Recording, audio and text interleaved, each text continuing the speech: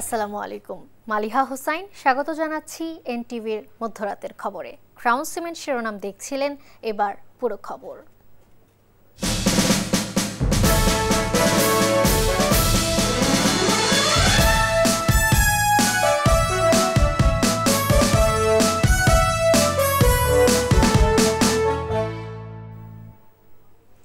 কোনো সংঘর্ষের ঘটনা ছাড়া জাকসু নির্বাচনের ভোট গ্রহণ শেষ হলেও নানা অনিয়মের অভিযোগে ভোট বর্জন করে পুনর্নির্বাচনের দাবি জানিয়েছে ছাত্রদল সহ 4টি প্যানেল ও কয়েকজন স্বতন্ত্র প্রার্থী।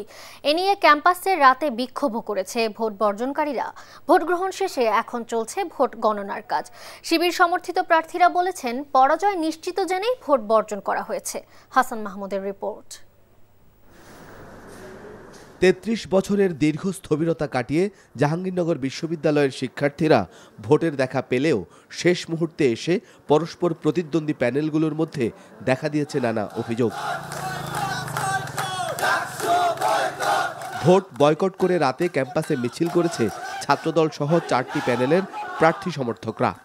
মিছিলটি ক্যাম্পাস প্রদক্ষিণ করে। এর আগে সকাল 9টা থেকে বিশ্ববিদ্যালয়ের 21টি হলে 224টি বুথে পছন্দের প্রার্থীকে ভোট দিতে শিক্ষার্থীদের দীর্ঘ লাইনে ছিল অপেক্ষা।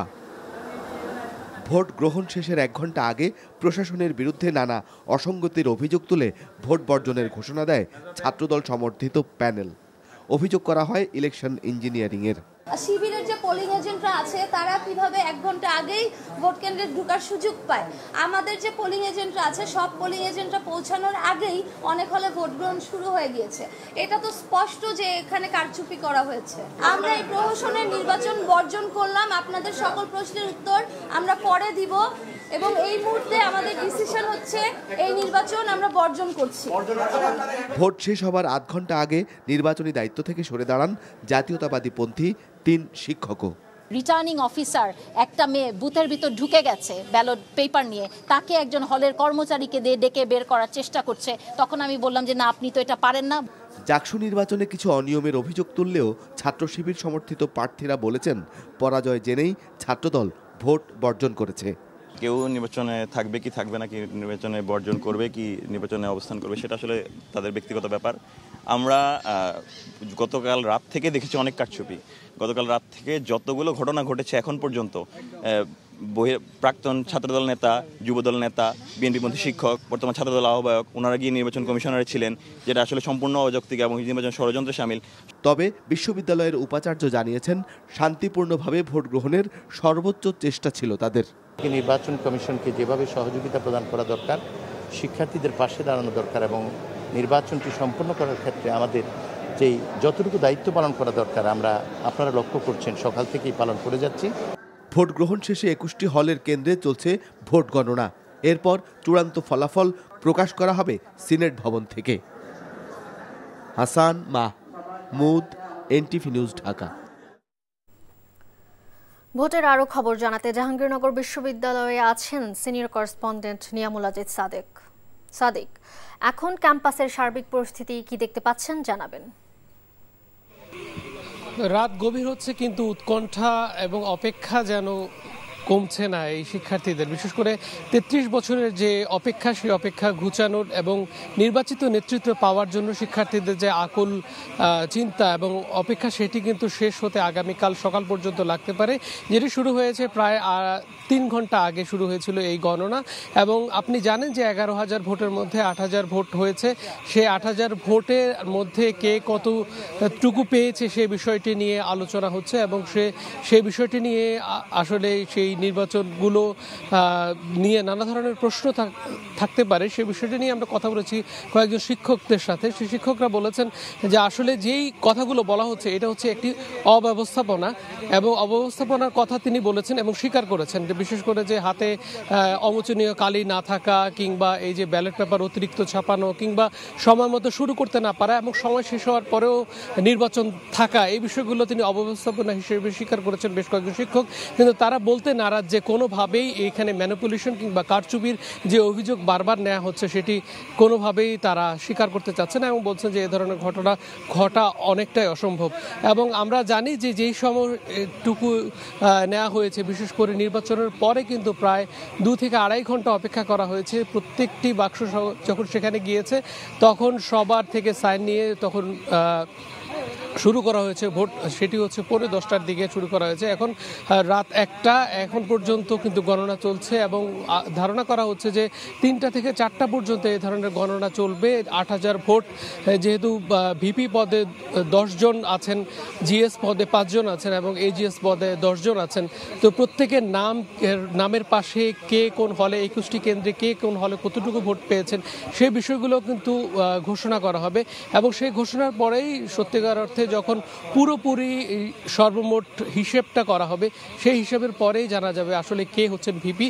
আপনি নিশ্চয়ই জানেন যে ছাত্রদল সহ বাম যে দলগুলো রয়েছে সেগুলো একদম শেষ পর্যায়ে এসে তারা নির্বাচন বয়কট করেছে। ছাত্রদল যদিও কয়েক ঘন্টা আগে বয়কট করেছে, কিন্তু এখন যারা টিকে আছেন বা যারা এখনো লড়াইয়ের ময়দানে নিজেদের নাম প্রত্যাহার করেনি তার মধ্যে আছে ছাত্র শিবির, বাকশাস এবং একটি স্বতন্ত্র প্যানেল যেটিকেও ধারণা করা হচ্ছে যে বেশ হেভিওয়েট প্যানেল। আসলে ছাত্রছাত্রীদের ভোটে আগামীকালই নির্ধারিত হবে যে 33 বছর পরে নির্বাচিত সংসদ যিনি নেতৃত্ব দিবেন, ছাত্রছাত্রীদের কথা বলবেন, ছাত্রছাত্রীদের যে দাবি দাওয়া বা ছাত্রছাত্রীদেরকে যে বিষয়গুলো নিয়ে প্রশাসনের সাথে লড়াই করতে হবে সেই বিষয়গুলো নিয়ে কথা বলবেন, সেটি আগামীকালে নির্ধারিত হবে। এখন পর্যন্ত এই অবস্থা চলছে, এখন পর্যন্ত গণনা চলছে। আসলে তো এই ছিল অবস্থা। মালিহা, জানছিলাম জাকসু নির্বাচনের সর্বশেষ খবর। জাহাঙ্গীরনগর বিশ্ববিদ্যালয়ে এখন যুক্ত হচ্ছেন স্টাফ করেসপন্ডেন্ট নূর হোসেন। নূর, কোনো কেন্দ্রের ফলাফল কি জানতে পেরেছেন, আর কি তথ্য আছে আপনার কাছে এই বিষয়ে জানাবেন?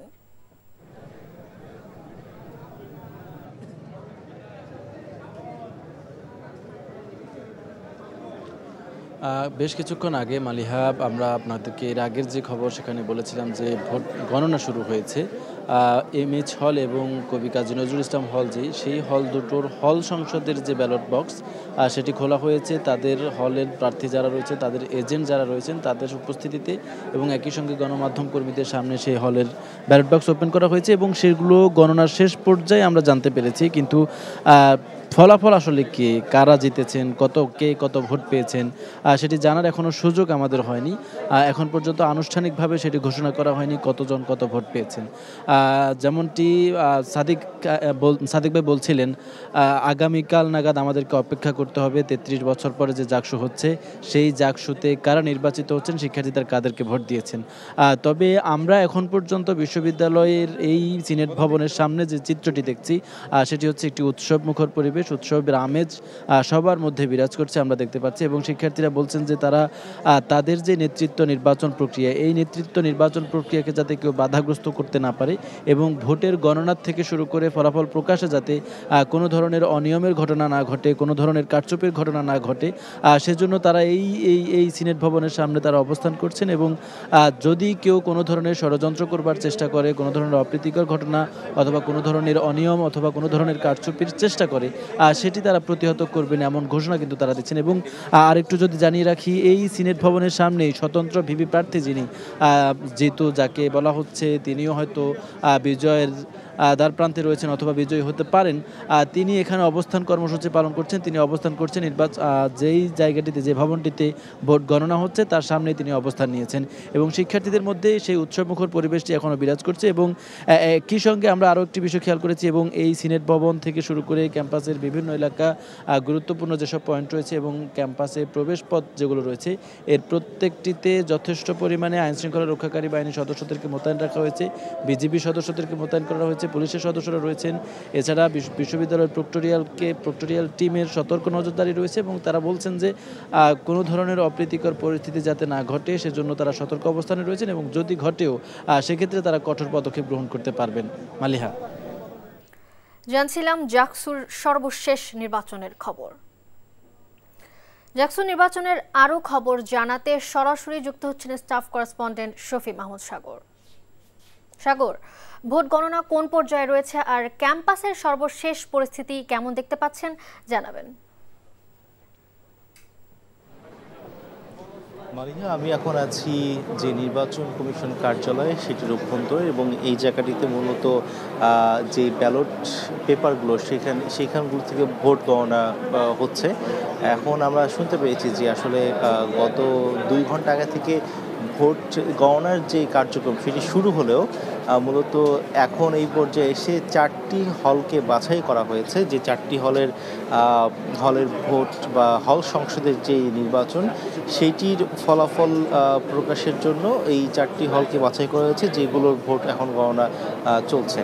তো মূলত যেটি হয়েছে যে প্রথমত সিদ্ধান্ত ছিল যে এই সকল ভোট সেগুলো মেশিনের মধ্য দিয়ে কাউন্ট করা হবে, কিন্তু যেই মেশিন আনা হয়েছে অর্থাৎ ওএমআর শিট স্ক্যান করার জন্য সে সকল মেশিনের বিরুদ্ধে মূলত ছাত্র দল এবং বেশ কিছু প্যানেল থেকে অভিযোগ করা হয়েছে যে সে সকল মেশিন মূলত জামাতের কোনো একজন কর্মীর প্রতিষ্ঠান থেকে ক্রয় করা হয়েছে, যার ফলে সেটি নিয়ে প্রশ্ন থেকে যায়। এবং এই প্রশ্নকে আমলে নিয়ে জাকসু প্রশাসন বা নির্বাচন কমিশন তারা পুরো ভোট কার্যক্রমটি সেটিকে গণনার জন্য সেটিকে ম্যানুয়ালি বা হাতে গণনার সিদ্ধান্ত নিয়েছে, যার ফলে আসলে এই ভোট গণনা কার্যক্রম বেশ বিলম্বিত হচ্ছে এবং এটির বেশ কিছু প্রতিবন্ধকতাও রয়েছে। আমরা শুনতে পেয়েছি যে তারা বলেছেন যে প্রতিটা হলের যেই হল সংসদের নির্বাচনের যেই ভোট গণনা সেটি করতে গেলে প্রায় ঘণ্টাখানেকের মতো সময় লাগবে। সেই হিসাবে জাহাঙ্গীরনগরের যে 21টি হল সেই 21টি হল এবং এর সাথে জাকসুর যেই কেন্দ্রীয় ভোট সেই ভোটের সব কিছু কাউন্ট করে তারা জানিয়েছে যে আগামীকাল দুপুর নাগাদ হয়তো বা ফলাফল তারা দিতে পারবে, কিন্তু এখন পর্যন্ত যেই কার্যক্রমের ধীর গতি তাতে মনে হচ্ছে যে এটি দুপুরে হয়তো বা সম্ভব নাও হতে পারে। তো যেটি জানাচ্ছিলাম যে 21টি হলে আজকে এই জাকসু নির্বাচন হলো, সেখানে প্রায় মোট ভোটারের অর্থাৎ প্রায় 12,000 কাছাকাছি ভোটার সংখ্যা ছিল। সেখানে প্রায় 65% মতো ভোট পড়েছে এভারেজ, যার ফলে মোট ভোটের সংখ্যা হয়েছে প্রায় 8,000-এর কাছাকাছি এবং প্রতিটি ভোটার 40টি পদে ভিন্ন ভিন্ন পদে ভোট দিয়েছে। ফলে এই ভোটগুলো আসলে গণনা করতেও বেশ সময় যাচ্ছে। আপনারা দেখতে পাচ্ছেন যে এখন যে ভোট গণনা কার্যক্রম সেটি চলছে এবং এখানে এই নির্বাচন কমিশনের কর্মকর্তা বা সদস্যরা ছাড়াও পোলিং এজেন্টরা রয়েছেন, তারা দেখভাল করছেন যে ভোট গণনা কার্যক্রম কেমন হয়ে চলছে। তো জাকসু নির্বাচনে ভোট গণনা কার্যক্রম নিয়ে এই ছিল সর্বশেষ। মালিহা, জানছিলাম জাকসু নির্বাচনের সকল খবরাখবর। জুলাই সনদ বাস্তবায়ন করবে নির্বাচিত সরকার, এটাই সঠিক পন্থা বলে মন্তব্য করেছেন বিএনপির স্থায়ী কমিটির সদস্য সালাউদ্দিন আহমেদ। তবে অন্য কোনো পন্থায় জুলাই সনদ বাস্তবায়ন সম্ভব হলে বিএনপি সহযোগিতা করবে বলে জানান তিনি। ফরেন সার্ভিস একাডেমিতে ঐক্যমত্য কমিশনের বৈঠকে জামায়াতের নায়েবে আমির জুলাই সনদ বাস্তবায়নে গণভোটের প্রস্তাব দেন। আর সিদ্ধান্ত অনুসারে 33টি রাজনৈতিক দলের কাছে ইতোমধ্যে জুলাই সনদের চূড়ান্ত খসড়া পাঠিয়েছে কমিশন। তামজিদ সুমনের রিপোর্ট। রাজধানীর ফরেন সার্ভিস একাডেমিতে রাজনৈতিক দলগুলোর সাথে আরেক দফা সংলাপে বসে ঐক্যমত্য কমিশন। জুলাই সনদ কিভাবে বাস্তবায়ন করা যাবে সেই পন্থা বের করতেই এবারের বৈঠক। দেশের প্রধান রাজনৈতিক দলগুলো সহ 30টি রাজনৈতিক দল তাদের মতামত দেন। সংলাপ শেষে কমিশনের সহসভাপতি জানান, রাজনৈতিক দলগুলো এখনও সব বিষয়ে ঐক্যমত্যে পৌঁছতে পারেনি, তবে বৃহস্পতিবার দুটি বিষয়ে চূড়ান্ত ঐক্যমত্য হয়েছে। সমস্ত রাজনৈতিক দল দুটো বিষয়ে একমত হয়েছেন। একটি হচ্ছে সুপারিশের যেসব বিষয় সংবিধান সংশ্লিষ্ট নয় সেসব বাস্তবায়নের জন্য অন্তর্বর্তী সরকার অধ্যাদেশ জারি করতে পারে। দ্বিতীয়, সুপারিশের যেসব বিষয় সরকারি বা সংশ্লিষ্ট কর্তৃপক্ষের আদেশ ও বিধি প্রণয়নের মাধ্যমে বাস্তবায়ন করা সম্ভব সেগুলো অন্তর্বর্তী সরকার এবং সংশ্লিষ্ট কর্তৃপক্ষ বাস্তবায়ন করতে পারে। বৈঠকের পর বিএনপির স্থায়ী কমিটির সদস্য সালাউদ্দিন আহমেদ বলেন, নির্বাচিত সরকারের মাধ্যমেই জুলাই সনদ বাস্তবায়ন করা প্রয়োজন, তবে অন্য উপায় থাকলে সেখানে সহযোগিতা করবে দলটি। আর নতুন আঙ্গিকে প্রায় একই ধরনের মত গণসংহতি আন্দোলনের। জুলাই সনদ হবে একটি জাতীয় প্রতিশ্রুতি এবং এই প্রতিশ্রুতি বাস্তবায়ন হবে পরবর্তী সংসদে যারা নির্বাচিত হবেন তাদের মাধ্যমে। আইনগত বৈধ এবং সাংবিধানিক প্রক্রিয়া থাকে সেটার মধ্যে আমরা একমত হব। কিন্তু যেই প্রক্রিয়াগুলোর কথা এখানে বিভিন্ন পক্ষ থেকে আলোচনা এসছে সেটার প্রসিডিউরাল মিস্টেকের কারণে যদি উপযুক্ত আদালতে চ্যালেঞ্জড হয় যে প্রসিডিউরাল মিস্টেকের মাধ্যমে যাতে আমরা একটা ভুল সিদ্ধান্ত না নেই সেটা লক্ষ্য রাখতে হবে। একদিকে সে সংবিধান সংস্কারের দায়িত্ব পাবে, অন্যদিকে সে 5 বছর রাষ্ট্র পরিচালনার দায়িত্ব পাবে। এই দুটো দায়িত্ব জনগণ আগামী সংসদকে দেবে। এই জন্য এটার নাম হওয়া উচিত সংবিধান সংস্কার পরিষদ অথবা সংবিধান সংস্কার সভা। তবে জুলাই সনদ বাস্তবায়নে গণভোট উত্তম পন্থা বলে মনে করে জামায়াতে ইসলামী। বলেছি এটাই উত্তম হবে গণভোট করার যে টাইম এবং অ্যারেঞ্জমেন্টের ইস্যু আছে অ্যাভয়েড করার জন্য। যদি এটা না হয় তাহলে জনগণের মতামতের ভিত্তিতে হবে এবং সেজন্য আমরা গণভোটকেও সাপোর্ট করি। আগামী 13ই সেপ্টেম্বরের মধ্যে রাজনৈতিক দলগুলোর পক্ষ থেকে জুলাই সনদে স্বাক্ষর করার জন্য প্রতিনিধির নাম চেয়েছে জাতীয় ঐক্যমত্য কমিশন। জুলাই সনদ বাস্তবায়নের অঙ্গীকারনামায় রাজনৈতিক দলগুলোর সাথে আলোচনা করে এবং বিশেষজ্ঞ প্যানেলের মতামতের ভিত্তিতে কিছুটা পরিবর্তন আনা হয়েছে বলেও জানায় ঐক্যমত্য commission. Tamjid Suman, NTV news, Dhaka. সংবিধান সংস্কার সহ সংস্কারগুলোতে এমন কোনো উদাহরণ সৃষ্টি করতে চাওয়া ঠিক হবে না যা পরবর্তীতে আদালতে চ্যালেঞ্জের মুখোমুখি হয়। বিএনপির স্থায়ী কমিটির সদস্য সালাউদ্দিন আহমেদ এমন মন্তব্য করেছেন। আর প্রধান উপদেষ্টার প্রেস সচিব শফিকুল আলম বলেছেন, নির্বাচন বানচালের চেষ্টা হলে জাতির জন্য মহা বিপর্যয় হবে। ইফতেখার রেজার রিপোর্ট। রাজধানীর সিরডাপ মিলনায়তনে সুষ্ঠু নির্বাচনের জন্য প্রত্যাশা ও চ্যালেঞ্জ শীর্ষক আলোচনা সভার আয়োজন করে নাগরিক কোয়ালিশন। আলোচনা সভায় সালাউদ্দিন আহমেদ বলেন, ফ্যাসিবাদ মুক্ত হলেও গণতন্ত্রের জন্য কিছু বিষয়ে রাজনৈতিক দলগুলোর ঐকমত্যে পৌঁছাতে পারেনি, এটাই এখন বড় চ্যালেঞ্জ। যে কোনো বৈধ আইনানুগ এবং সাংবিধানিক প্রক্রিয়ায় সেই সংবিধান সংশোধনের যদি কোনো পদ্ধতি বের করা যায় তার সাথেও আমরা একমত, কিন্তু আমরা এমন কোনো উদাহরণ সৃষ্টি হতে দিতে চাই না যেটা জাতির সামনে একটা উদাহরণ হয়ে থাকবে। আর বাংলাদেশ জামায়াতে ইসলামীর সহকারী সেক্রেটারি জেনারেল এহসানুল মাহবুব জুবায়ের বলেছেন, রাজনৈতিক দলগুলোর ঐকমত্যের বিষয়ে ছাড় দিতে পারলে সুষ্ঠু নির্বাচন সম্ভব। আমরা আগামী নির্বাচনকে সুষ্ঠু সুন্দর করার জন্য রাজনৈতিক নেতৃবৃন্দকে এগিয়ে আসতে হবে এবং ওভারঅল নির্বাচন কমিশনকে তার অবস্থান থেকে শতভাগ নিউট্রাল থেকে ভূমিকা পালন করতে হবে। এই সবগুলোর একটি সম্মেলন আমরা দেখতে চাই। রাজনৈতিক দলগুলোর ভোটারদের কাছে টানার পাশাপাশি প্রশাসনকে নিয়ন্ত্রণ করার চেষ্টা দেখা যাচ্ছে বলেছেন এনসিপির নেতা হাসনাত আব্দুল্লাহ। রাজনৈতিক পরিসরে যারা রাজনীতি করছেন ভোটারদেরকে কাছে টানার জন্য যত স্ট্র্যাটেজি অ্যাডপ্ট করছেন, একই সাথে সাথে অ্যাডমিনিস্ট্রেশনকে কিভাবে নিয়ন্ত্রণ করা যায় এই বিষয়গুলো নিয়ে কিন্তু কাজ করছে, যেটা হওয়া উচিত ছিল না। প্রধান উপদেষ্টার প্রেস সচিব শফিকুল আলম বলেছেন, নির্বাচন প্রক্রিয়া ব্যর্থ করার চেষ্টা করা হলে জাতির জন্য হবে মহাবিপর্যয়। চিফ অ্যাডভাইজার বারবার বলছেন যে ফেব্রুয়ারির প্রথমার্ধে ইলেকশন হবে, এটার কোনো ব্যর্থ হবে না এবং এটা যদি কোনোভাবে এটার কোনো কেউ এটাকে ব্যর্থ করার চেষ্টা করেন সেটা হবে জাতির জন্য একটা মহা বিপর্যয়। অনেক আশান্বিত হয়েছি, অনেক স্বপ্ন দেখেছি, কিন্তু একটা সুষ্ঠু নির্বাচন যদি না হয় তাহলে কিন্তু এগুলি কোনোটাই টিকবে না। আলোচনায় বক্তারা বলেন, স্বাধীন নির্বাচন কমিশন, বিচার বিভাগের স্বাধীনতা, তত্ত্বাবধায়ক সরকার ও মুক্ত গণমাধ্যম প্রতিষ্ঠা হলে এই চারটি উপাদান হবে সুষ্ঠু নির্বাচনের রক্ষা কবচ। Iftekhar Reza, NTV news, Dhaka. পল্লী বিদ্যুৎ সমিতির কর্মীদের কাজ বন্ধ করে গণছুটি নেয়ার সাথে আগামী নির্বাচন বন্ধে যারা চেষ্টা করছে তাদের ইন্ধন থাকার গোয়েন্দা প্রতিবেদন আছে বলে জানিয়েছেন বিদ্যুৎ ও জ্বালানি উপদেষ্টা ফাউজুল কবির খান। বৃহস্পতিবার বিকেলে সচিবালয়ে পল্লী বিদ্যুতে কর্মরতদের আন্দোলন নিয়ে ঊর্ধ্বতন কর্মকর্তাদের সাথে বৈঠক শেষে একথা বলেন তিনি। পল্লী বিদ্যুৎ সমিতির সমস্যা নিয়ে সরকার উদাসীন নয়, বরং সম্ভাব্য সবকিছু করা হচ্ছে বলেও জানান উপদেষ্টা। বলেন, তাদের কিছু দাবি পূরণ করা হয়েছে, আবার অনেক দাবি পূরণ করতে আইন ও বিধির পরিবর্তন করতে হবে, যা নিয়ে কাজ করা হচ্ছে। নতুন চাকরি বিধিমালা তৈরি করতেও নির্দেশ দেওয়া হয়েছে। পল্লী বিদ্যুতের সবাইকে দ্রুত কাজে যোগ দেওয়ার আহ্বান জানিয়ে উপদেষ্টা বলেন, কেউ বাধা দিলে আইন অনুযায়ী ব্যবস্থা নেওয়া হবে। এছাড়া পল্লী বিদ্যুৎ সমিতির কেনাকাটায় দুর্নীতি খতিয়ে দেখতে সাবেক সচিবের নেতৃত্বে 7 সদস্যের কমিটি গঠন করা হয়েছে বলেও জানান তিনি। ডাকসু নির্বাচন নিয়ে বড় রাজনৈতিক দলগুলো পরিপক্ক আচরণ করেনি। ডাকসু নির্বাচনের ফলাফল কোনো ব্যাকরণে ফেলে হিসাব করা যাবে না বলে মন্তব্য করেছেন এবি পার্টির সাধারণ সম্পাদক ব্যারিস্টার আসাদুজ্জামান ফুয়াদ। বলেন, এই নির্বাচনের চরিত্র বুঝে আগামী দিনের রাজনীতির গতিপথ নির্ধারিত হবে।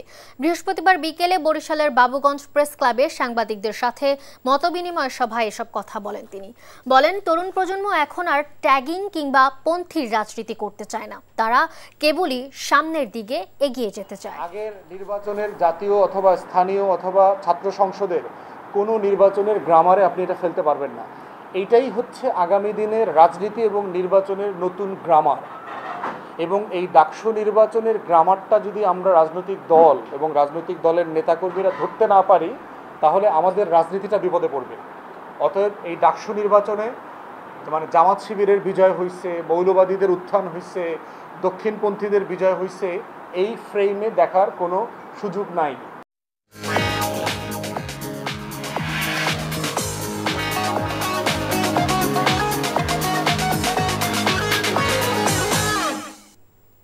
মার্কেন্টাইল ব্যাংক অর্থনীতির খবর। গণতান্ত্রিক পরিবেশ সৃষ্টি ও সরকারের জবাবদিহিতা নিশ্চিত করতে না পারলে বিদেশি বিনিয়োগ বাড়ানো যাবে না বলে মন্তব্য করেছেন বিজিএমইএর সভাপতি মাহমুদ হাসান খান।